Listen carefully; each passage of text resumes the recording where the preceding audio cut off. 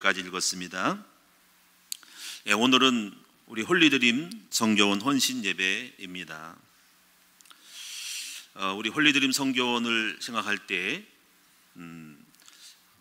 올해하고 작년부터 이제 시작을 하면서 우리가 했던 사역 중에서 여러 가지가 잘한 것이 많은데 그 중에 하나가 교회 안에 성교원을 세운 것이 참 잘했다라고 생각이 됩니다.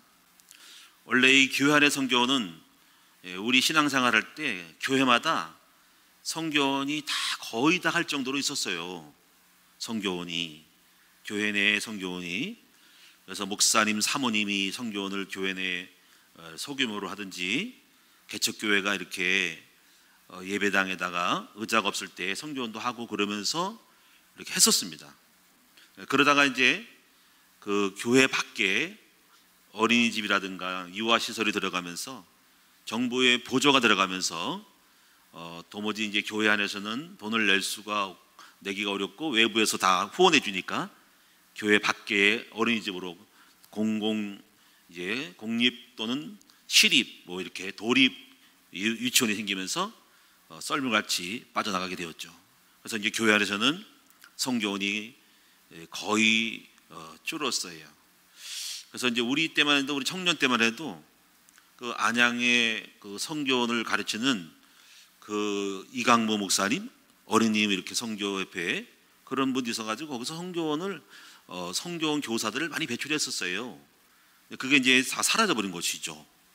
그런 가운데서 이제 우리가 그러면서도 이제 여러 가지 그 교육비적인 부분에서 어려움이 있더라도 어떤 아이들을 신앙으로 양육하고자 하는 그런 마음에서 이제 교회마다 이제 조금씩 간혹 가다가 도시에 한두 개씩 이 성교원을 세우는 그런 교회들이 나타났죠. 저희 교회도 마찬가지로 충분히 밖에 나가면은 성교원이 유치원이 있고 어린이집이 있어서 아이들을 보내면 이렇게 또 그 아이들 원비라든가 이거를 충당할 수 있지만은 굳이 우리 그런 돈을 내야 한다는 그 리스크를 안고도 우리 교회에서 한 거는 바로 뭐냐면 그만큼 신앙의 교육이 중요하기 때문에 교회에서 실시를 하게 된 것입니다. 그래서 이제 교회 안에 그런 어떤 여러 가지 완벽한 준비가 없다 보니까는 여러 가지 장소와 시설에 있어서 또 인력에 있어서 어려움이 있었던 거죠. 그런데 이제 하나님의 은혜로 우리 김매진 우리 전도사님이 또 밖에서 유치원을 사역을 하다가 또 원장 공부를 좀 이렇게 하면서 왔기 때문에 좀 개척 초기적인 이런 마음을 가지고 우리 교회에서 이 과도기적으로 시작을 하게 된 것이거든요.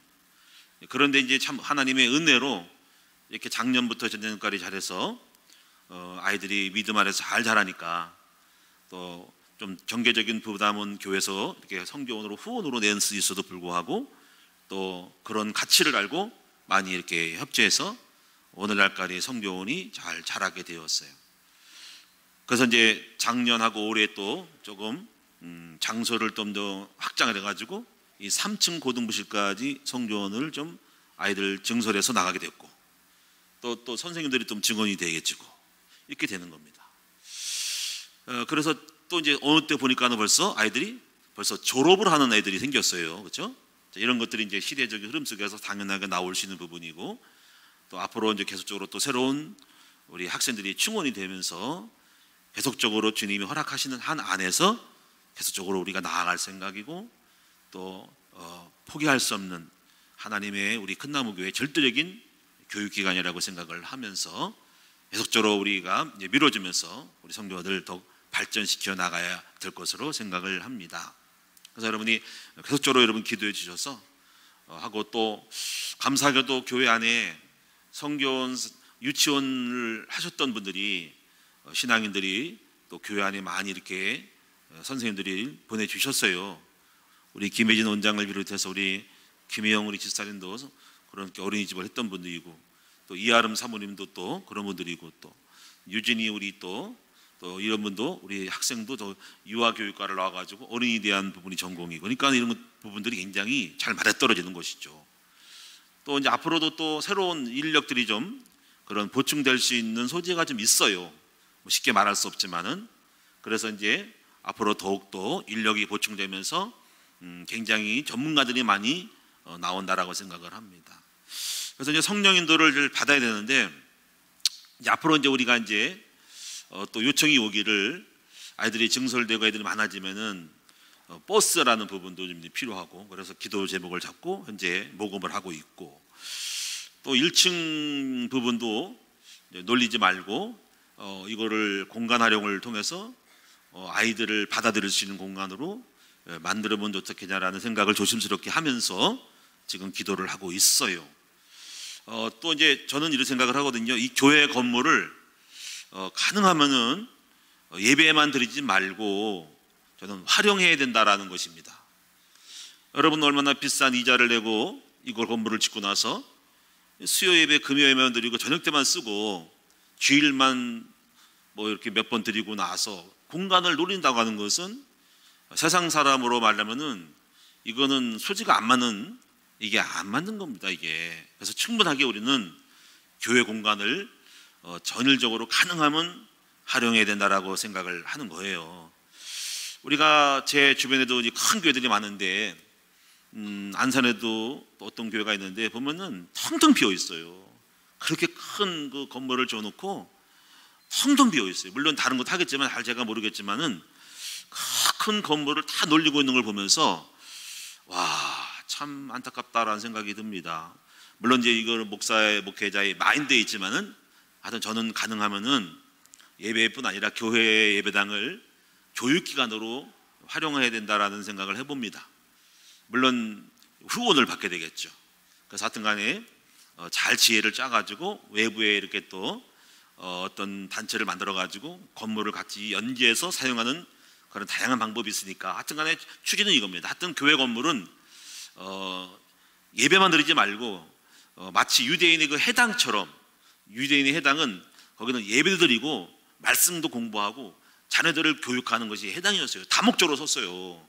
그래서 저는 이 시대의 교회는 유대인의 해당처럼 아이들을 교육을 하는 그런 해당으로 같은 입장으로 만들어야 된다고 생각을 합니다. 지난번에 우리가 CTS 방송 갔더니 그 회장님이 그 생각을 하는 거예요. 회장님이 아이들이, 보육의 아이들을 교회가 받아들일 수 있도록 입법을 지금 하려고 이걸 지금 절출산 대책위원회 가지고 입법 국회 청원에서 몇십만을 지금 청원을 받아가지고 교회 내에 영유아 시설을 만들어서 교회가 허락되면은 그렇게 법적으로 허락하고, 그리고 정부가 지원을 해준 쪽으로 이렇게 하겠다고 생각하는 거예요. 그래서 아이들이, 불신자 부모님도 교회 아이들을 맡길 수 있는 장소가 되고 법적으로 허락을 받고, 그게 될지 모르겠지만 그렇게 노력을 하고 있어요. 그만큼 이제 이분이 생각하는 거예요. 교회 건물을 놀리지 말고 다목적으로 교회가 활용할 수 있도록 이걸 제도권 안에 들어오자라는 취지가 있단 말이지.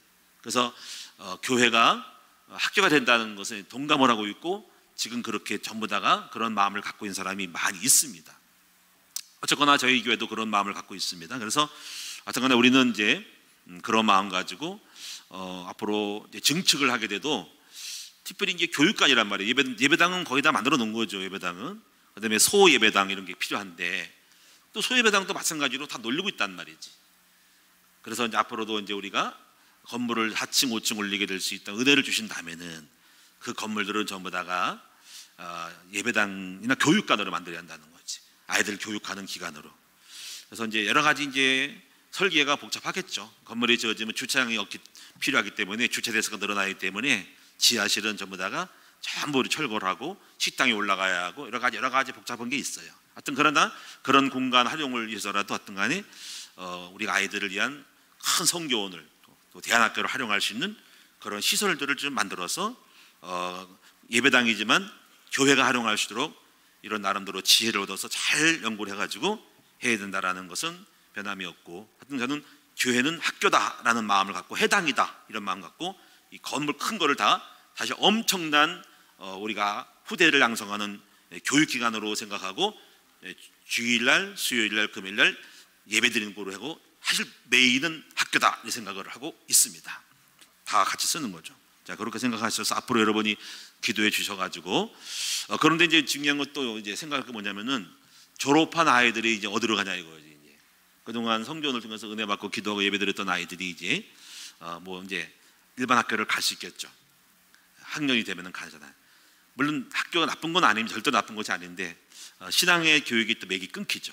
그래서 이제 좀 고민적인 부분, 기도해야 될 부분은 뭐냐면 이런 말도 좀 오가는데 조심스럽게 지금 제가 청취하고 있고 수용하고 감사함이 하나님을 바라보면서 어떻게 나갈지를 이렇게 생각하고 있어요. 바로 교회 내에 초등학교까지 운영한다는 것이죠. 그런 것들을 이제 제가 들려오면서 여론을 보고 상황을 보면서 제가 혼자 하는 거 아니니까 주변이 인지를 하고 그거를 가치를 같이 공유하고 할 때 추진할 때 되어지기 때문에 만약에 여러분들이 요청하면은 그런 쪽으로 성령 인도를 받아볼 생각을 하고 있습니다. 아직까지는 내년도에 목적은 안 나왔는데 여러분이 이제 그런 부분이 있다는 걸 생각하고 여러분이 좋은 의견과 또 우리가 한다라도 애들이 안 오면 안 되니까 그런 요청 왔을 때 조심스럽게 또 대안학교 우리가 요셉지대학교 있으니까 몇 명 아이들을 받아들일 수 있으니까 그거를 운영할 수도 있다라고 생각을 하고, 그러나 또 거기 관련된 교사가 또 필요하겠죠. 왜냐하면 그 담당하는 교사가 필요하겠죠. 이런 것들은 또 좀 더 우리 교육위원회에서 우리가 큰 나무 아카데미가 있거든요. 거기서 충분히 이해시키고 동의하면은 결정이 되면은 실행하게 될 것입니다. 너무 어렵게 생각하면 안 됩니다. 쉽게 생각하면 됩니다. 저는 오늘 여러분에게 그런 것과 함께 영유아 때 성경 교육에 대한 몇 가지 관점들을 좀 말씀을 드리도록 하겠습니다.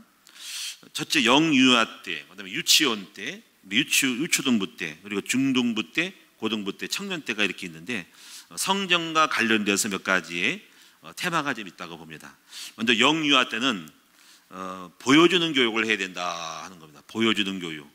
아이들은 글도 모르기 때문에 여러 가지 가르치기도 하지만은 1살 먹은 2살 먹은 3살 먹은 애들 이런 애들, 이런 부부들은 아이들은 사물에 눈 뜨고 눈으로 떠서 보면서 부모님들을 유심히 본다는 거지. 특히 좋아하는 부모님들, 엄마나 아빠를 보는 거죠. 그래서 아이들 눈에는 그 영적으로 신비의 영비에 새겨진다는 것을 알게 됩니다. 특히 자기가 좋아하는 사람, 삼촌, 아빠, 엄마에 대한 것들을 생각하고 그들이 좋아하는 것을 따라 하겠죠. 그래서 제가 그거를 또 특별히 느낀 게 뭐냐면은 이런 것도 제가 느껴져요. 저도 이제 어릴 때 애들 키울 때는 정신없이 키워가지고 이런 것들을 몰랐는데 이거 봐라. 뭐가 느끼냐면은 우리 방 유하가 있어요.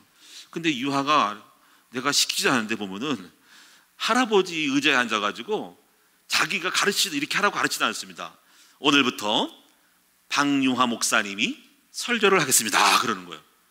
그래서 깜짝 놀라가지고 그래서 제가 받아줬지. 그래가지고 목사님 말씀해 주세요. 그러면은 쪼쪼쪼쪼 하더니만 아멘 하는 거예요. 그래서 이제 그게 한두 번이 아니고 하여튼 내 방에 들어왔다 그러면은 바로 그 의자에 내 자리를 찾아 딱 앉아가지고 이제부터 유하 목사님이 설교했습니다. 그럼 제가 또 반응해서 방유하 목사님 오늘 말씀 잘 해주세요. 이러면은 아멘 합니다. 그걸 보면서 뭘 느끼냐면은 이건 가르쳐 주지 않는데 얘가 무엇을 보고 이렇게 자기 목사 흉내를 낼까 하는 거지. 이걸 보고 느낀 거예요. 아이들은 뭔가를 보고 있구나. 할아버지를 보고 있구나. 엄마 아빠를 보면서 자기 속에 어떤 영적으로 휴용된다는 거죠. 그러면서 아이들은 보는 거구나 하는 거를 느끼게 되었어요. 그래서 만약에 이런 거를 거꾸로 생각하면은 만약에 내가 할아버지가 맨날 술 먹고 싸움질하 그러면은 아이들 속에 투영되겠지.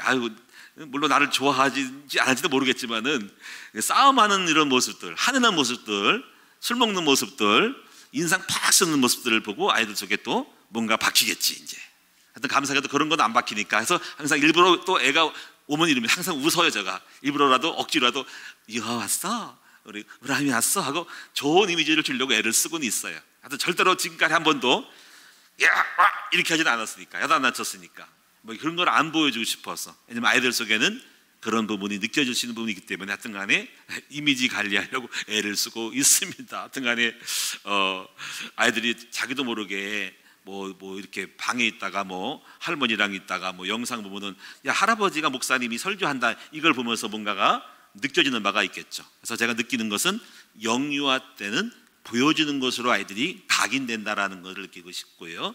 나쁜 것들, 뭐 이상한 것들을 많이 보이지 말고 그 아이가 보는 그대로 그 아이의 투영되어져서 그 안에 영적으로 새겨지는 부분이 있다라는 것을 분명한 것 같아요. 그래서 아이들에게는 일단 많은 기도하는 모습, 엄마가 성경 읽고 찬송 부르는 모습, 항상 기쁘게 즐겁게 화목하는 모습을 보여줘야 되냐 생각을 합니다.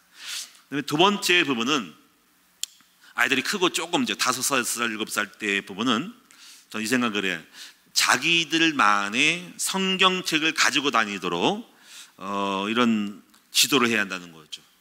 우리 아이들에게 영적으로 접촉할 때 보는 것으로 접촉을 하지만 이제부터 자기의 소유물, 자기 소유물의 거룩한 성물을 지참하게 만드는 것이죠. 그래서 아이들에게 맞는 성경책을 소지하는 거죠. 물론 이 성경책은 일반 우리 말하는 이런 성경책을 말하는 게 아니고, 그래서 이런 것들을 알기 때문에 이제 두란노 서원에서는 아이들의 연령별에 따라서 성경을 다양하게 만들었어요. 그래서 두란노 베이비 그림 성경, 옹알이 성경은 0세부터 이렇게 하는 애들이 성경이 있고, 그다음 두란노 아장아장은 3세부터 6세까지 그런 대상들을 하고, 그림 성경 드림 바이블은 2세부터 5세까지, 어린이 그림 성경은 유치부터 초등학교 저학년까지, 퀴즈 성경은 55가지 성경 주제별 요약 성경이 있고, 헤브루타 그림 성경은 부모와 짝을 지어서 하브루타로 질문하는 곧 초등학생들, 고학년들을 대상으로 거 있고, 그리고 큐티 성경도 있어가지고 엄마랑 같이 이렇게 읽고 있습니다. 그래서 이런 부분들을 연령별에 맞게끔, 이런 성경은 어려우니까 그림, 그런 간단한 가벼운 또 전체를 포함하지 않는 단권식으로 나눠 있기 때문에 그거를 이제 두란노 서원에서 잘 알고 어린이에 맞춰서 제작을 한 거죠. 물론 이것은 온누리교회, 두란노 온누리교회의 자체 아이들을 대상으로 하면서 이걸 어느 부분이 이제 만들어낸 것이죠.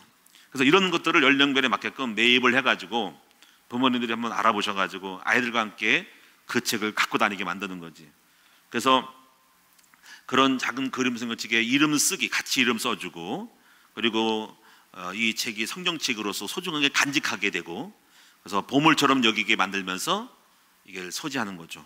그리고 같이 성경책을 하나씩 같이 매일마다 읽어가면서 스스로 색연필로 형광펜으로 같이 밑줄 긋기를 하면서 매일매일 말씀을 한 절씩이라도 같이 이야기하고 엄마가 설명해 준 거죠. 그래서 이번에도 우리 이제 사모님과 같이 그런 어떤 선물을 드린 책을 기독교 서점에 가가지고 그림 성경을 몇 권 샀어요. 사가지고 이제 선물을 좀 하면서 이제 또 저도 이제 그런 것들을 있으면 이제 주기도 하거든요. 근데 마땅히 없고 아마 두란노 쪽이 굉장히 디테일하게 잘 나와 있던 것 같아요. 그래서 이런 것들을 아이들 가방을 하나 색을 줘가지고 무조건 교회고 빈손으로 오게 하지 말고 같이 아이들 세게 어린이 성경, 그림 성경을 지참해서 같이 오게 만들면서 영적인 습관을 갖게 만드는 거죠. 하여튼 아이들에게는 그가 가지고 있는 영적인 지참물이 있어야 한다는 거죠. 우리가 성경이 있듯이 믿음이라는 것은 자기와 연결되는 영적인 근거가 있어야 되거든요. 어떤 사람이 근거일 수 있고, 집에는 아버지가 근거이고, 또 영적인 어떤 메시지가 근거인데 아이들에게도 소중한 영적인 연결고리를 주는 것이 바이블이라는 거죠. 그 소중한 이 보물들을 자기만이 갖고 있는 어떤 하나의 가치 있는 것들을 집안에 두면서 그거를 어릴 때부터 각인시켜 주는 것이죠. 그런 부분이 이제 좋다고 생각하고, 아이들에게 여러분이 한번 성경책을, 그림 성경을 사가지고 같이 그거를 소중히 너의 성경책으로, 아이들도 성도잖아요. 그러니까 신자하고 성도니까는 여러분들은 성경 읽고 애들은 왜 성경이 없어요? 성경 가지고 다니도록 만들어야 되고, 그다음에 세 번째, 우리 유초등부 때는 좀 이제 아이들이 컸으니까 좀 글을 읽고 암송을 하니까는 제일 중요한 것은 성경 암송 프로그램을 실시하는 게 좋지요. 그래서 이제 그런 짧은 어떤 성경 암송 구조를 우리가 바이블 암송학교가 지금 잘 만드는 거예요. 이 바이블 암송이 굉장히 중요한 거죠. 이제 또 3월 달부터 시작할 텐데 이번에 주제별로 39절 또 39절 또 이번에 또 계속적으로 우리 박종원 우리 권사님이 잘 하니까 너무 감사하고 그 역할을 맡아서 감사하고요. 그래서 이렇게 초등학생들은 암송을 하는 쪽으로 애들 머릿속에 계속 메시지를 집어넣어줘야 하는 거지. 그 암송하는 건 잊어버리지 않거든요. 근데 그 암송할 때 먼저 그 의미를 무조건 암송하지 말고 아마 잘 할 거 그렇게 하고 있는 것 같은데요. 먼저 그 성경 구조를 먼저 풀이를 간단한 설명을 해주면서 어떤 메시지인가를 암성을 풀어줘야 돼요. 의미를 이해하도록 도와준 다음에, 그리고 암성 구조를 반복하게 하는 것, 그리고 암성 구조를 가르칠 때 또 시각 교재에 플래시라든가 여러 가지 포스터라든가 또는 노래라든가 이런 걸 다양하게 그 구절과 맞춰서 노래와 노랫말 만들어주는 것이 굉장히 중요한 거죠. 전에 우리가 이제 우리 이은혜 집사가 창세기를 가지고 성경 구조를 노래를 만든 거였는데 참 그게 좋았는데 좀 하다가 말더라고요. 저도 이제 그거를 좀 재밌어가지고 유튜브 방송에 올려봤는데, 뭐 대초에 하나님이 천지를 창조하시니 이렇게 좋은 게 많았는데, 그런 것들을 좀 자체적으로 우리가 개발을 해가지고 이걸 아이들 율동도 좀 연습시켜가지고 만들면서 유튜브 방송에 보급을 해가지고 하면은 굉장히 좋은, 우리 큰나무교회만이 이런 거를 노랫말과 유치부 성경 아이들을 할 수 있도록 하는 것이 좋다 하는 것이 됩니다. 그래서 또 이렇게 하면서 여러분이 가정에서는 암송할 때마다 달란트 시장 같은 것도 이제 하니까 동기부여를 해서 상을 줄 수 있도록 만들면서 격려하면서 또 이렇게 성경 암송을 하면은 축복이 온다, 뭐 이런 것도 심어줘야 됩니다. 그다음에 이제 청소년들 가운데서 중등부 같은 경우는 저는 가능하면 이제 하브루타를 해야 한다고 생각을 해요. 하브루타가 뭐냐면 서로 말씀을 가지고 서로 토론하는 거거든요. 그래서 이거를 유대인의 교육 하브루타 이 교육을 통해서 서로가 주고받아야 되는데, 우리 아이들 수준을 좀 높여가지고 서로 질문하고 답할 수 있도록 질문지를 만들어가지고 서로 이야기하는 것으로 자꾸 훈련과 역량을 만들어야 되는데, 애들이 좀 말을 안 한단 말이지. 선생님만 일반적으로 말하면 안 됩니다. 우리 선생님들은요, 아이들로 하여금 어떤 그 질문을 던지고 또 질문을 답할 수 있는 서로 짝짓기 서너 명씩 만들어가지고 서로 토론할 수 있는 것도 만드는 교육이 필요해요. 유대인 교육이 전부 토론 교육이거든요. 그게 하브루타 교육입니다. 그다음에 이제 청년들과 고등부 학생들은 큐티를 하면서 이제 성경 단락을 가지고 좀 더 절수를, 오늘 말씀도 쫙 줬잖아요. 5장 1절에서 9절까지 베데스 연못가의 이런 것들을 큐티식으로 육가 원칙과 주제를 정하고 여러 가지 그 왜 이렇게 했을까라는 질문을 식으로 이게 큐티를 하는 쪽으로 해서 메시지를 찾아내고 조정하는 거로 이런 거를 자꾸 훈련을 시켜야 됩니다. 그래서 이런 것들을 이제 청소년 신학원 때 이제 가르치지만은 고등부 때도 이런 것들을 갖다가 구체적으로 큐티식으로 선생들을 큐티 공부시켜가지고 선생들이 무조건 일방적인 설교를 하지 말고 항상 큐티식으로 아이들에게 능력을 키워주는 역량이 되어야 됩니다. 그냥 애들은 아무 앉아가지고 그냥 선생이 가르치는 쪽으로 하면 안 된다는 겁니다. 그럼 아무 소용이 없고 여러분이 조금 효과밖에 없어요. 그러니까 아이들로 하여금 스스로 큐티를 시키도록 만들 때 역량이 엄청나게 발전하거든요. 저는 제 개인적으로 청년 때 뭘 했냐면 제가 큐티를 많이 한 사람이에요. 큐티.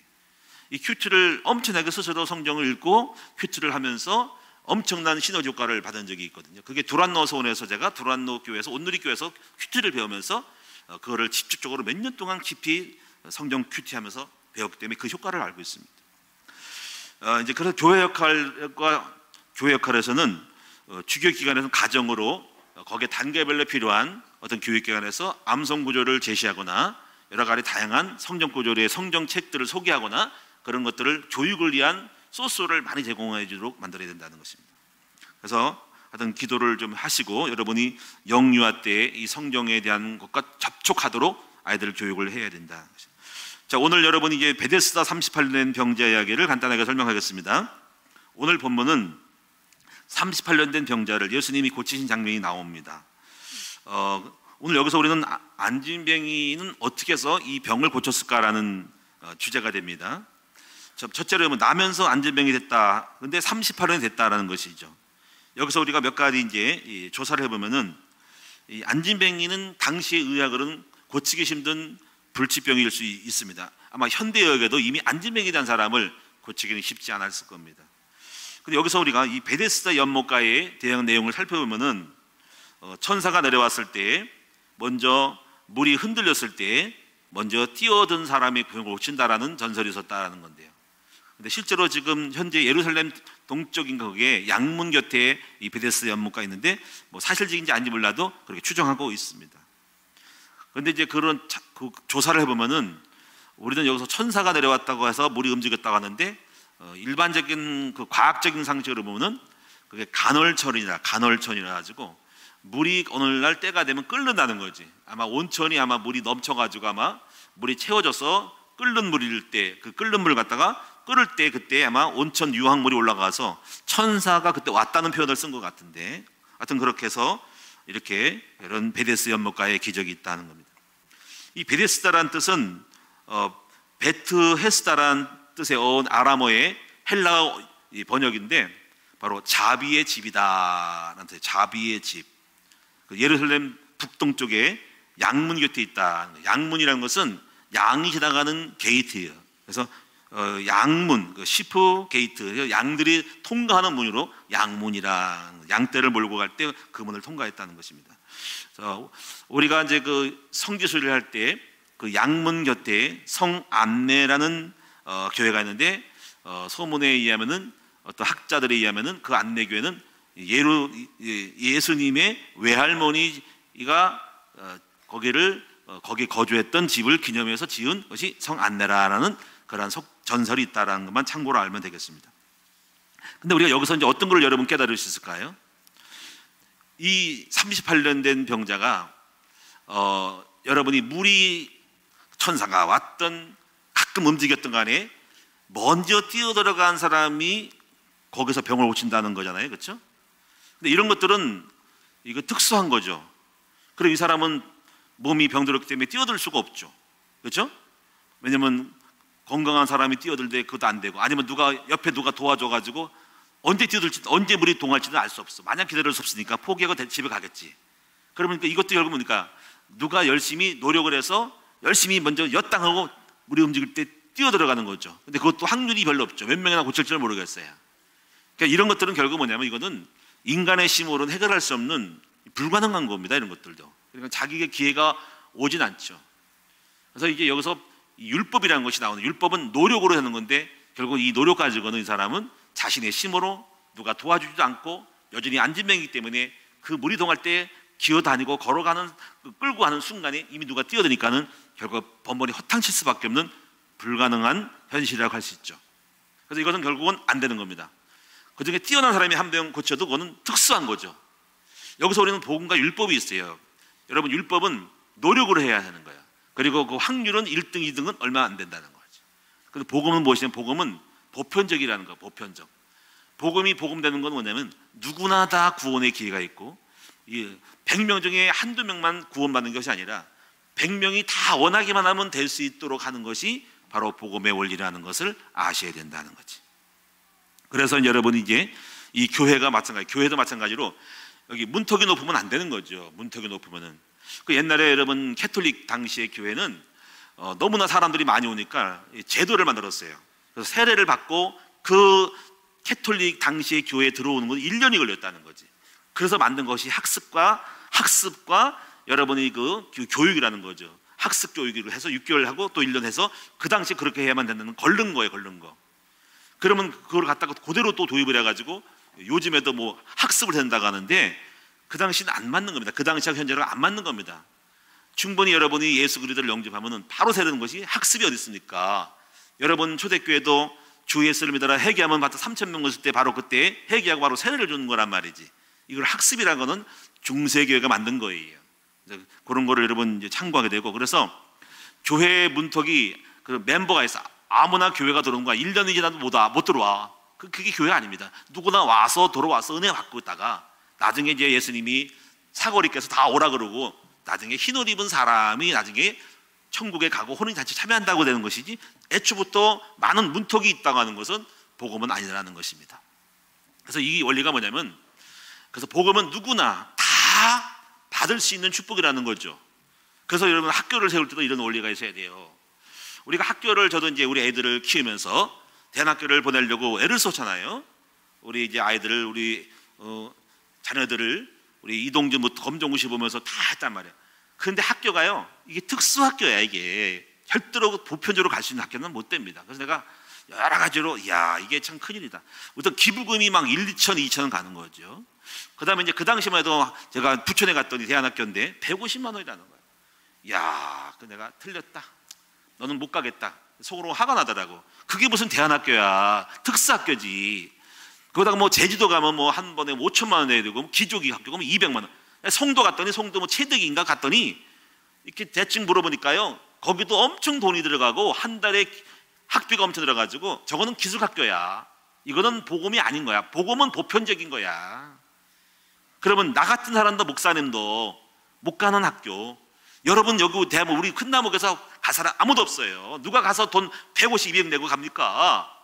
틀린 겁니다. 벌써 그건 대안이 안 되고, 복음은 보편적인 거예요. 누구나 다 와서 은혜 받고 공부할 수 있는 기회를 받는 거죠. 그럼 어떻게 하겠냐는 거지.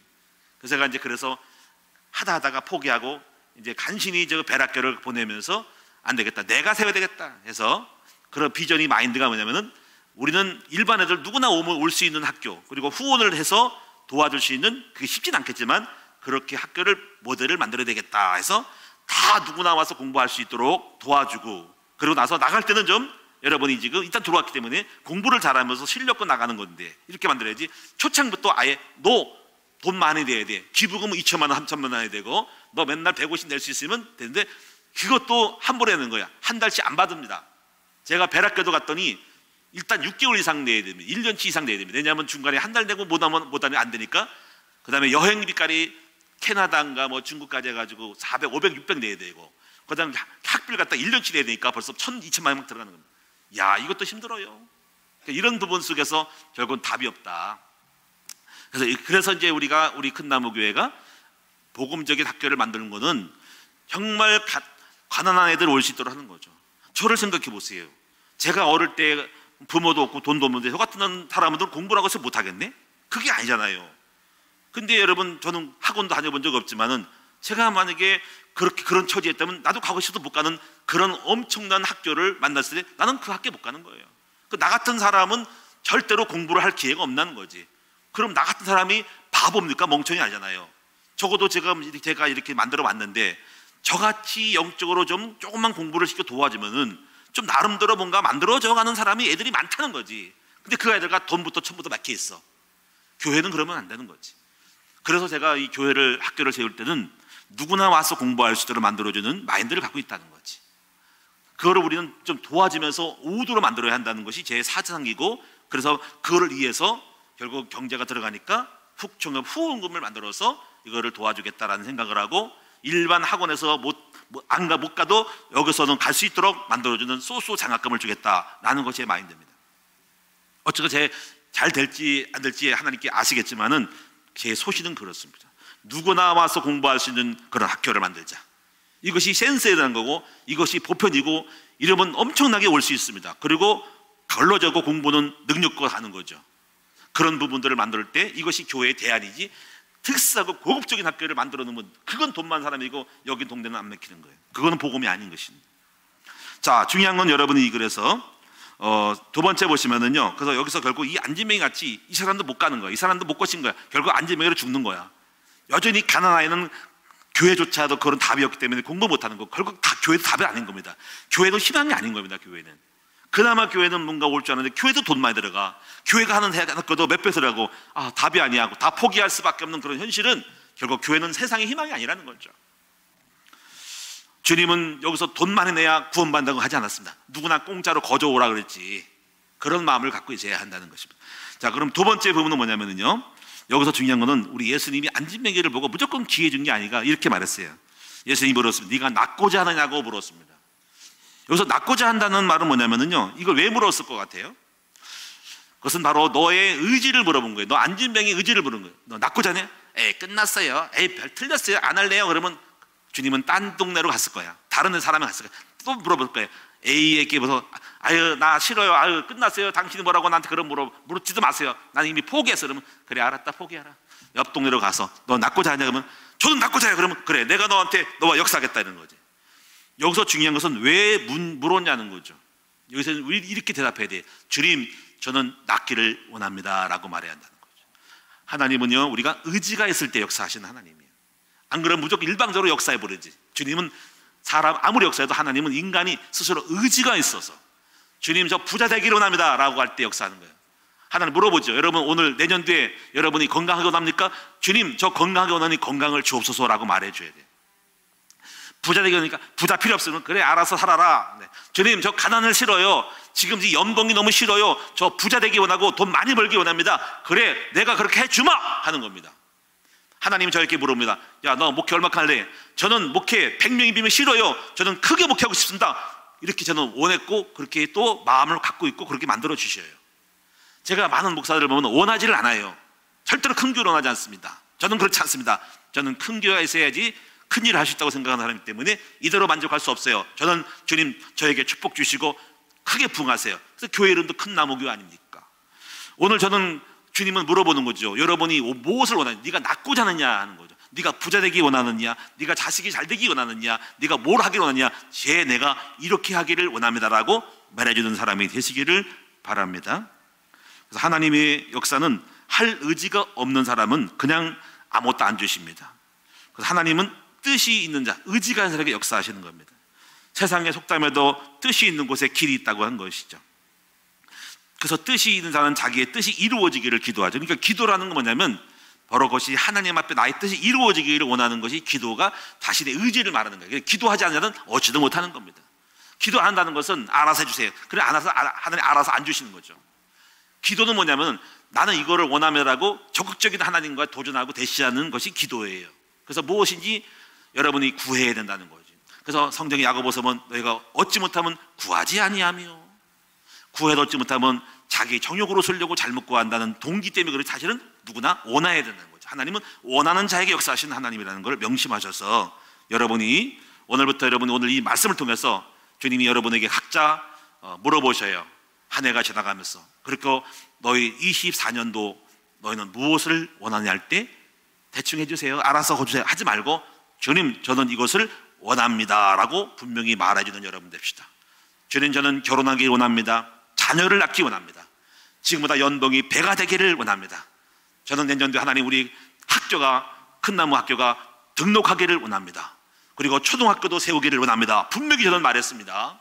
그리고 앞으로 내가 여기 훅잡기를 세워가지고 이 세계 만방에 떨치고 앞으로 이 저가로 애들 저비용으로 애들 다 누구나 올 수 있도록 만들어서 깜짝 놀라고 근데 저비용으로 하는데 애들이 뛰어난 여러분 스카이 다 가버리고 해외 다 공부해가 뛰어난 애가 될 때 저는 우리 학교가 세계적인 우리 국제적인 학교가 되기를 원합니다. 소문나서 줄 서서 입학 신청해서 입학 상담하고 시험 보고 오는 학교가 되기를 원합니다. 일단 되면은 반값으로 애들을 공부시키기 원합니다. 그런 학교를 주시옵소서.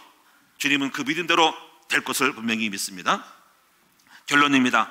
여러분 어떤 어려움이 와도 여러분 절대로 낙심하고 주저앉지 마셔야 돼. 여러분 내가 이렇게 되기를 원합니다라는 적극적인 믿음의 대시와 고백이 있기를 축원드립니다. 제가 간증 하나 하고 마치도록 하겠습니다. 찰스 일리엄 엘리엇이라는 사람은 1834년에 태어나서 1926년에 돌아가신 미국 최초의 대학교인 하버드 대학교의 총장으로 40년 동안 근무를 했습니다.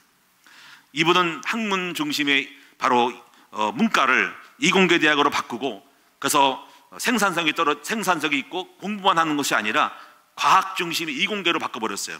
그래가지고 이 미국 최초의 대학인 하버드 대학을 따라서 타 대학이 같이 이렇게 따라감으로 말미암아 미국을 오늘날 과학의 강국으로 수많은 이공계를 통해 뛰어난 이런 일들을 만들어내는 학교가 과학을 크게 발전시키는 시작이 바로 이분이었습니다. 근데 이분은 가난한 집안에서 신실한 믿음의 부모님 밑에서 자랐습니다. 근데 이분에게는 약점이 있었어요. 그 약점은 오른쪽에 큰 점이 있었어요. 큰 점이 있었는데 이래가지고 고민이었고 병원에 가서 치료를 받았지만은 도무지 현대 과학으로는 의학으로는 못 고친다라는 판단을 내가지고 낙심을 했어요. 학교 가면 애들이 전박이 하고 아유 전박이 하고 놀리고 그렇게 심각한 열등감을 가진 사람이었어요.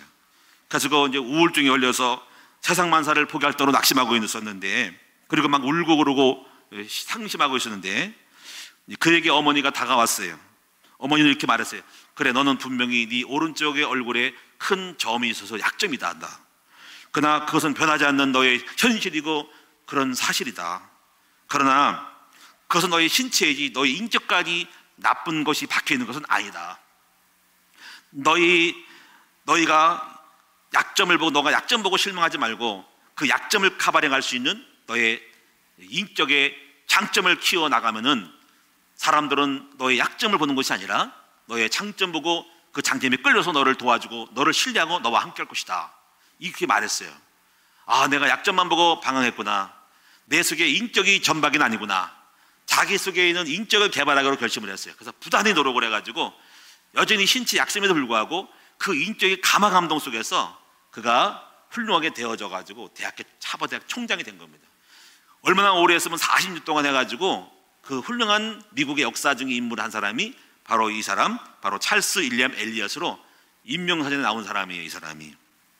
오늘 여러분들은요, 이렇게 우리는 자신의 항점과 약점을 생각하고 낙심하고 포기하지 말고, 오늘 주님이 38년 된 병자에게 말씀하시, 너는 걷기를 원하느냐 할 때, 주님 제가 걷기를 원합니다라는 그 말씀 속에서 그 의지를 분명히 했을 때에 우리 인생은 절대로 낙오될 수 없고, 하나님의 그 믿음과 그리고 열정과 도전을 보고 역사하시는 하나님을 믿고, 우리 큰나무교회 성도들도 한 해를 지나가면서 자신의 환경, 배경, 초라함, 성품, 몸매, 학벌, 무능함 이런 걸 보지 말고 여러분 안에 있는 진정한 참된 장점을 개발해서 여러분 함께 나아가는 승리하는 여러분 되시기를 바랍니다.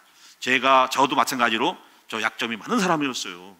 아무런 배경도 없었어요. 부모님도 다 돌아가시고 고아였거든요. 그렇게 훌륭한 사람은 아닙니다. 근데 저는 제 마음속에 누구를 바라봤냐면 오직 예수 그리스도를 닮기를 원했고 우리 복음의 중심으로 갔단 말이지. 지금의 이 모습은 과거에 비하면 천양지차예요. 저는 내 안에 있는 그리스도를 닮기를 원했고 지금도 아직 모자라지만 닮기를 원하니까 그런 부분이 저의 목회에 대한 열매로 주시는 것이지, 저도 마찬가지로 현실을 보고 얼마나 낙담한지 몰라요. 근데 낙심하지 말고 끊임없이 주님만 바라보고 믿음을 키우면은 하나님이 큰 축복을 저와 여러분께 앞으로도 또 내년도에도 계속적으로 주실 것을 분명히 믿습니다. 승리하시기를 축원합니다. 기도하겠습니다. 하나님, 38년 동안 인생의 낭망 속에 그렇게 살 줄 알았던 그러한 인간에게 주님이 찾아오셔서 묻기를, 네가 낫기를 원하는 때 주여 제가 낫기를 원합니다 할 때 그 믿음, 그 고백과 그 소원을 바라주시고 아시고 하나님 일어나 걸으라고 말씀하면서 안전하게 일으키신 하나님께서 오늘도 우리에게 말씀하기를 네가 낫기를 원하냐 할 때 우리의 고백, 우리의 의지를 보고 역사하신 하나님, 사랑하는 성도들 한 해를 지나면서 절대로 포기하지 말고 믿음을 가지고 자기 약점을 극복하고 아버지 오늘 이 하버드 총장처럼 일어나서 자신의 약점을 극복하고 장점을 키워서 그 장점으로 말미암아 약점이 다 묻혀질 수 있도록 만들어 나가는 아버지 믿음의 용사들이 되도록 만들어 주옵소서. 예수 그리스도의 이름으로 감사하며 간절히 축복하며 기도하옵나이다. 아멘.